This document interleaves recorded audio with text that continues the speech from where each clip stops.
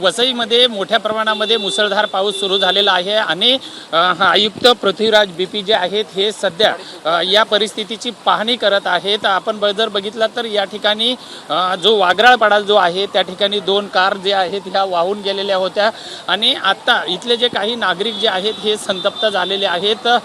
त्यांनी आयुक्तांच्या गाडीला घेराव घातलेला होता। त्यांचं म्हणणं आहे की इकडचा जो डम्पिंग ग्राउंडचा जो विषय आहे त्या ठिकाणी यावं आणि त्याची पाहणीसुद्धा करावी। पण प्रत्यक्ष आयुक्त जे आहेत हे स्वतः या ठिकाणावरती पाहणी करून प्रत्येक घटनेचा जो आढावा आहे हे घेत आहेत। सर नेमके हे जे करत असताना आपण जर बघितलं तर हे पूर्ण गाड्या ज्या आहेत ह्या या ठिकाणी अडवण्यात आलेल्या आहेत। स्वतः आयुक्त जे आहेत या ठिकाणी त्यांची गाडी जी आहे ही स्थानिक नागरिकांनी अडवलेली आहे। पूर्ण ट्रॅफिक जी आहे ही या ठिकाणी जाम झालेली आहे। बघितलं तर बाजूला डम्पिंग ग्राउंड आहे आणि या माझ्या बाजूला जर बघितलं तर गाडी सोडून या ठिकाणी स्वतः आयुक्त असतील, अतिरिक्त आयुक्त आहेत हे या ठिकाणी आपल्याला पाहायला ते स्वतः आणि पूर्ण पावसाचा जोर जो आहे हा कायमस्वरूपी या ठिकाणी वाढलेला आहे। आयुक्त गाडी सोडून जे आहेत हे आता पावसामध्ये आपल्याला पायी जात असताना आपल्याला दिसून येत आहेत। जर समोर जर बघितलं तर लोक जे आहेत हे रस्त्यावरती आहेत आणि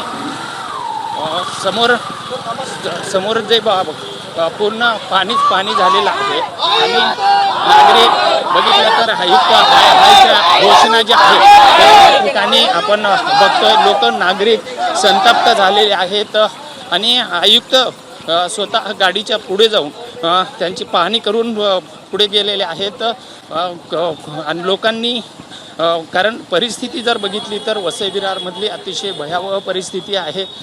गाडी पुढं पाठवून दिली आणि आयुक्त उतरून नंतर पुढे गेलेले आहेत। आपण ही जी लोक जे आहेत लोक या ठिकाणी पूर्ण संतप्त असताना आपल्याला पाहायला मिळत आहेत। जर या ठिकाणी आपण काही लोकांना ज्या लोकांनी ह्या जे गाड्या अडवलेल्या होत्या ते स्वतः माझ्यासोबत आहेत।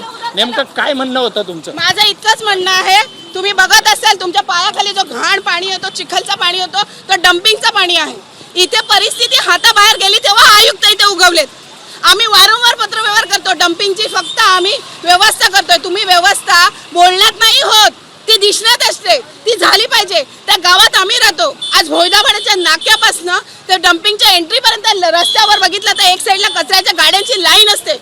आमची किती दुविधा होते, शाळकरी मुलं लेट जातात, कामाला जाणारी लोक लेट जातात, वरतून डम्पिंगचा जो पाणी येतो तो रस्त्यावर येतात। तुम्ही तिथे बघत असतील ते व्हिज्युअल तुम्ही घ्या। आमची इतकीच डिमांड आहे की आम्ही पत्रव्यवहार करून, आम्ही सामान्य नागरिक आहोत, पत्रव्यवहार करून जर तुम्ही काहीच उपाययोजना करत नसाल तर परिस्थिती हाताबाहेर गेल्यानंतर तुम्ही ते येणार का? आज ते फक्त परिस्थिती तुम्ही तुमच्या डोळ्यांनी बघा। आज सगळा नागरिक इकडे उभा आहे। आयुक्त काय बोलले तुम्हाला? नेमके काय बोलले? आम्हाला बोलले तुमच्या बरोबर उपायुक्त येतील, आम्ही इथे येऊ शकणार नाही। परिस्थिती हाताबाहेर गेलेली, आम्हाला पूर्ण शहराची पाहणी करायची आहे। मग ती परिस्थिती हाताबाहेर जाते ती कोण बघणार? आमची इतकीच जबाबदारी आमची हे आहे की वसई विराची जबाबदारी जर तुमच्या अंगावर आहे ना तर तो पण एक प्रॉब्लेम आहे। तो प्रॉब्लेम मोठा होणार, त्यापेक्षा तुम्ही एकदा तो पहा। आम्ही सगळे नागरिक आहोत, आम्हाला ह्यावर काय उपाययोजना करायला निश्चित आपण बघितलेलं आहे की नागरिक हे संतप्त आहेत। डम्पिंग ग्राउंडचं पाणी हे रस्त्यावरती येतंय, पावसाचा जोर हा कायम वाढलेला आहे आणि त्यामुळे आयुक्तांनी पाहणी करावी अशी मागणी त्यांची होती। मात्र आयुक्तांनी न पाहणी करता या ठिकाणावरून निघून गेले असल्यामुळं लोकांमध्ये एक संताप व्यक्त झालेला आहे। व्हिडिओ जर्नलिस्ट संतोष कदमचा विजय गायकवाड, TV9 मराठी, वसई।